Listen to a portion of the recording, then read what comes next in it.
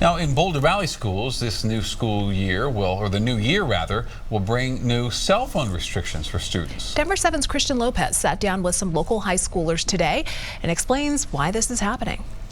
I use my phone in some of my classes if we're doing assignments that need them. There are many reasons these high schoolers say their phones benefit them in school. I check it during the day. I have my schedule on my phone, and I have it has a timer so I know when class ends and stuff, and that's really helpful for me. I think students use it to communicate with parents, each other, sometimes even teachers. But come 2025, that privilege will be taken away from high schoolers in the Boulder Valley School District. I do think that it kind of creates a loss of trust between the school and the students. I know a lot of students are very attached to their phones and will try to sneak it in anyways. I think there's definitely benefits. I feel like a lot of people, phones can be for sure a distraction, and especially if you're unmotivated and you don't want to do something. And we spoke with Superintendent Rob Anderson, who says this is all about protecting students' mental health. He tells us there's already a similar cell phone ban in place at the elementary and middle schools. The research that is coming out around social media use and cell phone use for youth, it's hurting their mental health.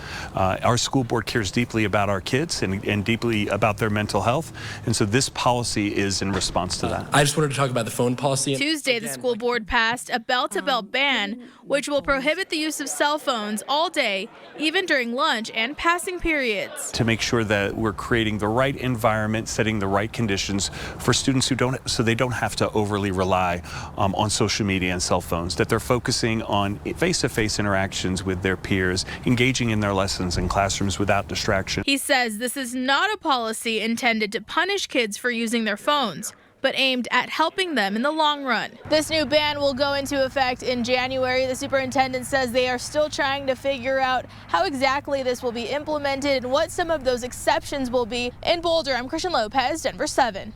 And going in depth here, the Colorado Attorney General's office is offering $50,000 to school districts that create plans to restrict phone usage in class. Attorney General Phil Weiser says he's seen evidence in one district that limiting phones works. Mesa County Valley School District's 51's policy went into effect this year. So the policy is for K through 8th graders, no personal devices allowed at all during the school day. 9th through 12th prohibited from using devices during instructional time, but may use them between classes and during lunch. And that district superintendent told me so far it's working.